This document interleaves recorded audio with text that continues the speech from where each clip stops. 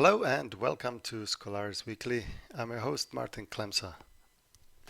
This time I'm going to cover perhaps a slightly more advanced topic, and it's going to be the maths behind automatic optimization of timetables. And specifically, I'm going to try to debunk some myths about timetable generation. And I'm going to show that if somebody promises you a great timetable in a few seconds or in a few minutes, they are just lying. They are not connected to reality. For that purpose, I created an empty organization, which I called the Math School. So let's create a term.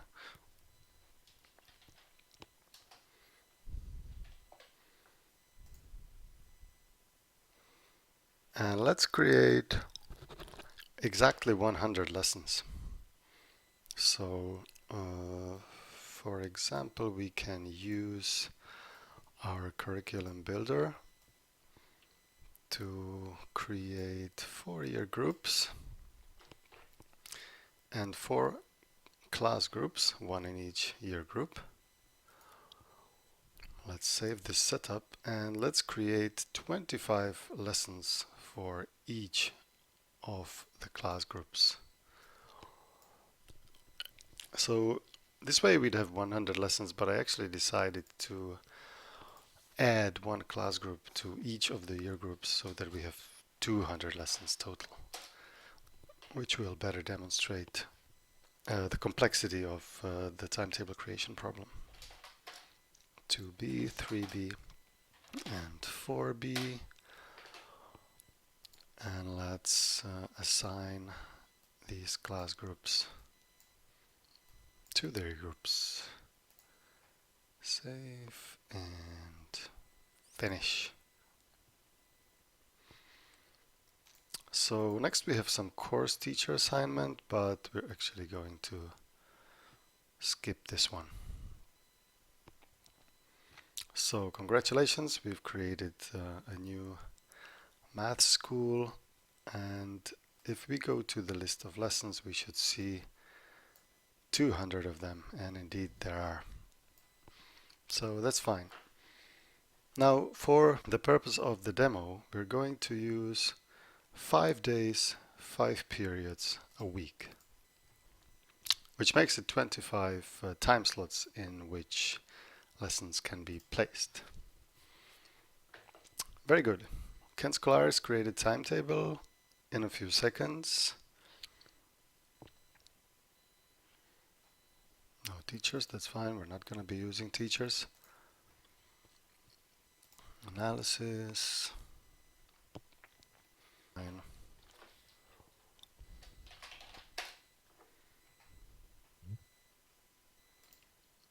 Find timetable.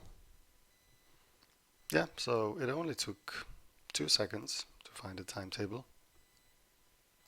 And our fitness is 100%, so there are no broken soft constraints. All the courses are perfectly distributed and so on. Let's add some teachers to the mix.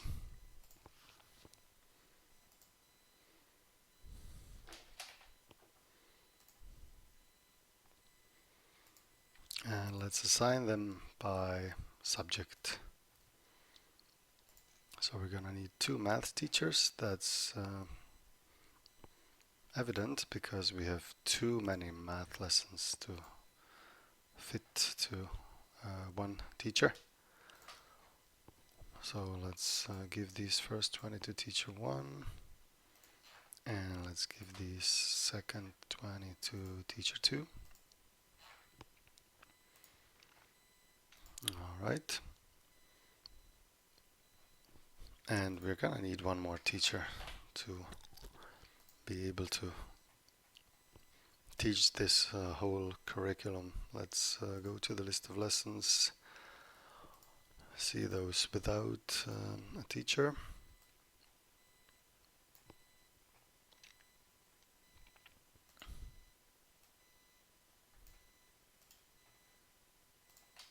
Yeah, and these will be teacher 9.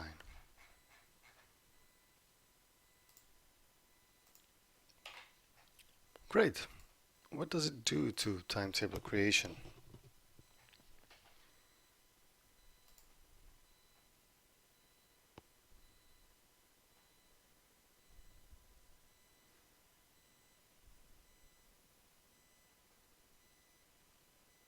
So a clash-free timetable, very fast, but a good timetable.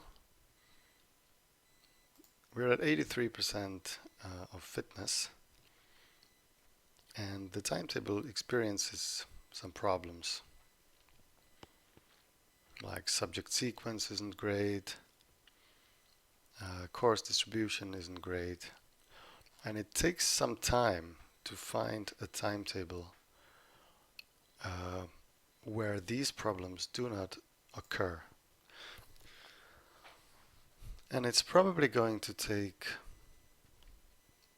a few minutes because this is a small school and Skolaris isn't as slow as some people might imagine.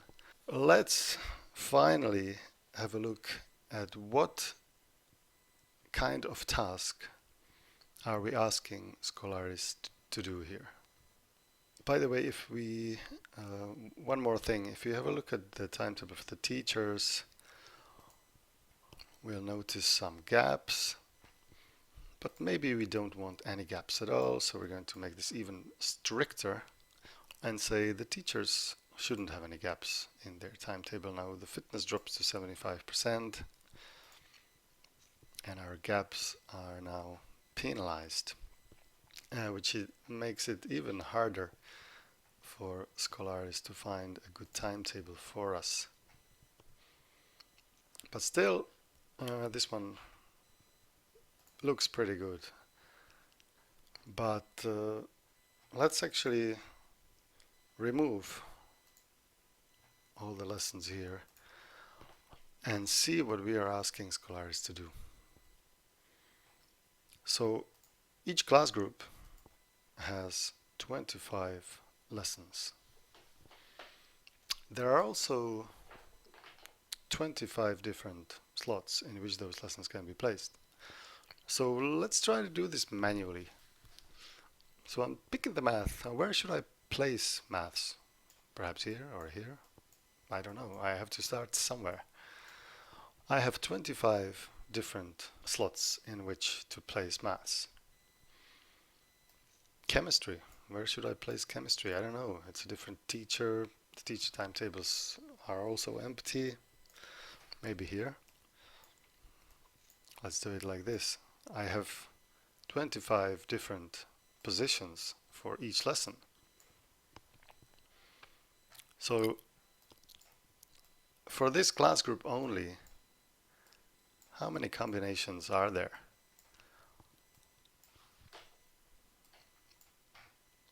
So 25 lessons and 25 different positions. So I have 25 positions for this one, multiplied by 25 positions for this one, multiplied by 25 positions for this one.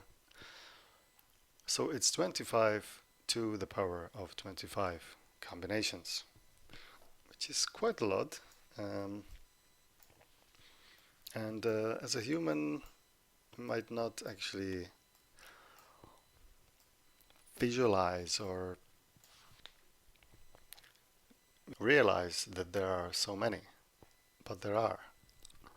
So in our timetable for these class groups, there are many problems. Like computing isn't properly distributed, so I have to switch these guys. Now science appears twice here. I have to put biology here. More problems. German isn't properly distributed, so I have to switch these guys. Now physics have the same problem. Now I cannot switch it with computing because that would mean the computing distribution is bad. Cannot switch it with science. I cannot switch it with maths. I can switch it with biology. And English literature is poor. So can we do a switch with chemistry? Maybe. Now English literature is still not properly distributed, and because there's 2 days without English literature here, so maybe switch it with physics. Okay. Now our last problem is that science happens twice on the last day, and now we're finally done with the timetable for this class group. Now for the next one, it's not going to be so easy because the teachers are already being held by some lessons in 1B. But how many combinations are there? Again, it's 25 to the power of 25. In total, with 200 lessons being scheduled into 25 time slots, it's actually 25 to the power of 200, which is roughly equal to the number of particles in the universe. How many combinations from that vast number actually form a good timetable?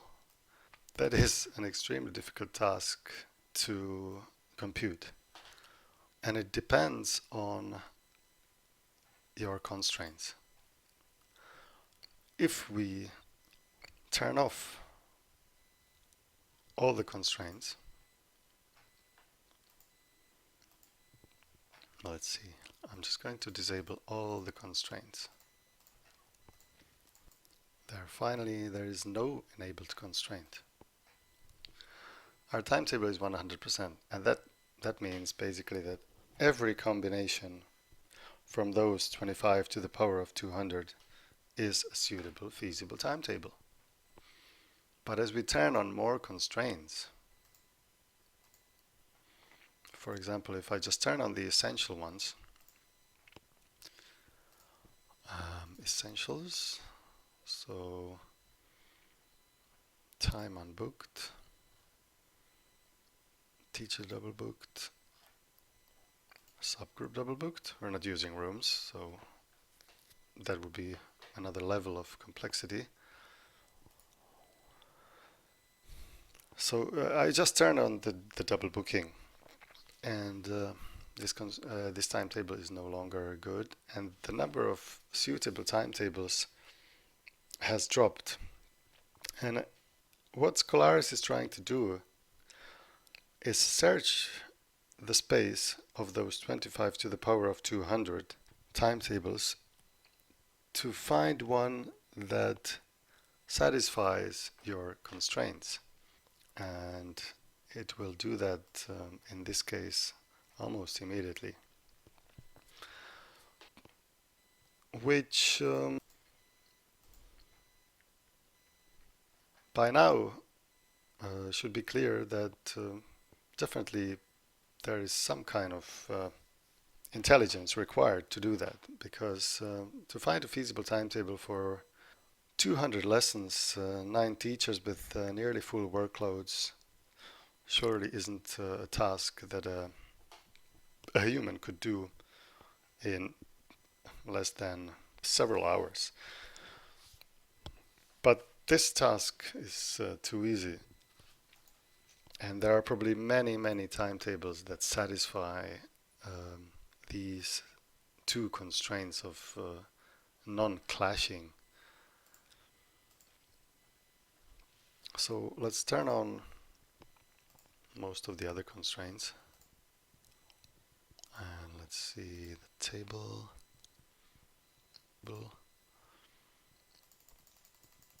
So just enable some lesson constraints.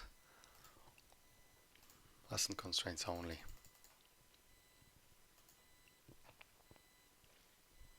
And turn on soft constraints. 24%. This feasible timetable is no longer good, and the number of good timetables has again dropped significantly. And again, we are asking Skolaris to search through 25 to the power of 200 timetables to find a better one. Now, perhaps one important thing I forgot to mention so far is that this problem of looking for a timetable with many different constraints has been proved to be so-called NP complete.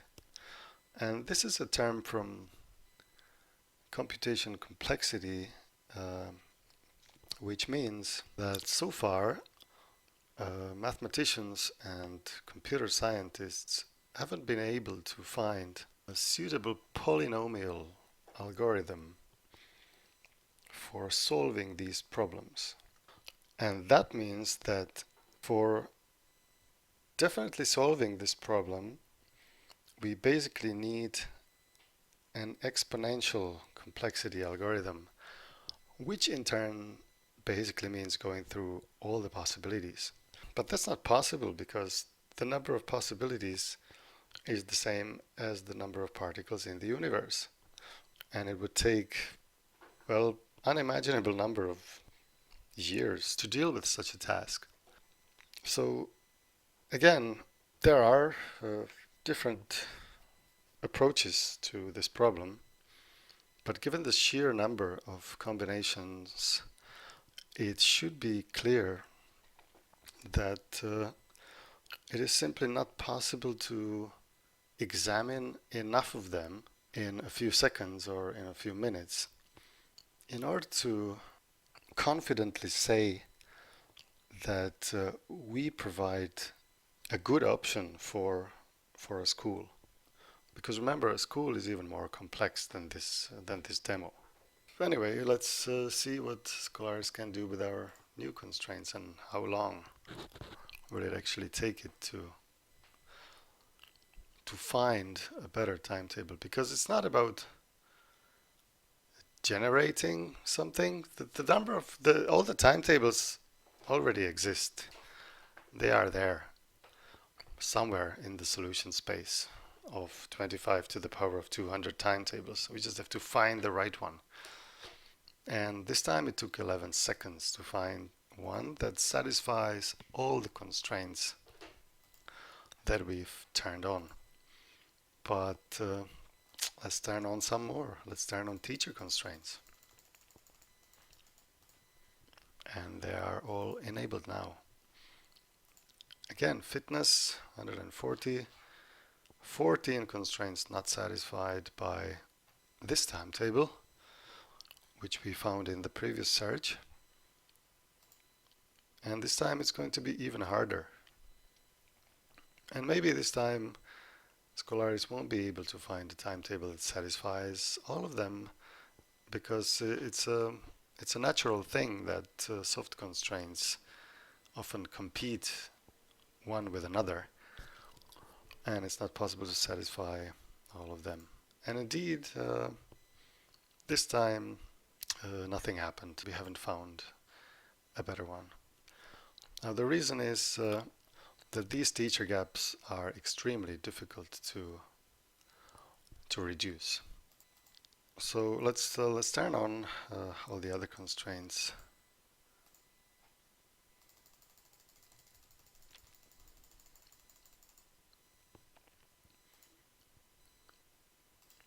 And again, the fitness has gone down, and we're going to have to search again for a timetable that satisfies the new constraints. And again, the number of timetables that actually satisfy the constraints has gone down. So it is more difficult to find them in the solution space.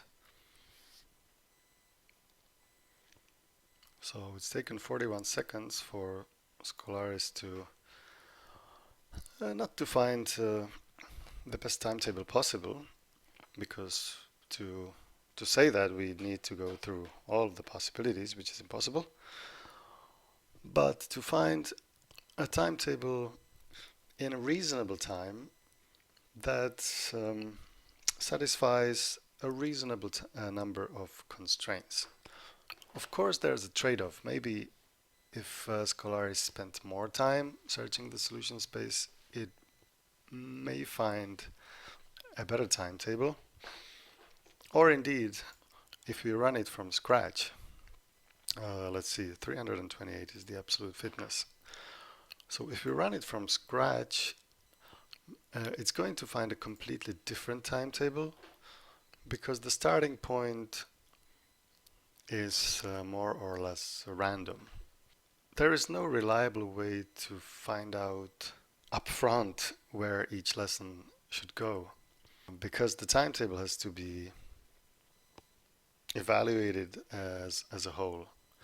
And indeed, you can see while Skolaris is searching for a solution now that whenever it loads a new solution, basically the whole structure of the timetable changes. But this has also something to do with the fact that from a position like this, it is very difficult. Well, actually, it's not possible to make one small change and think that one small change will improve the timetable. If it did, Skolaris would actually do that. So this run produced the timetable of Fitness 407, so it's actually worse than the previous one. And we can do this over and over again and come up with different timetables, and some will be better, some will be worse, but all of them will satisfy the basic premise of giving a reasonable result in a reasonable time. But for some school, this reasonable time can be 24 hours or 48 hours, depending on the size of the school. Because we need to be sure that we've explored enough of the solution space to provide the user with a reasonably good timetable. So I hope my ragged explanation gave you some insight of what timetabling programs are supposed to do, or what they set out to do, what they offer the user. And now you can decide for yourself whether somebody that offers you a great timetable in a few seconds is telling the truth, or he's just trying to make a sale. I'm sure I'll be back to cover more of this topic in some of the future episodes, but this is all for now. Thank you very much for watching. Hope you enjoyed this at least a little bit. I wish you a very nice day. Bye.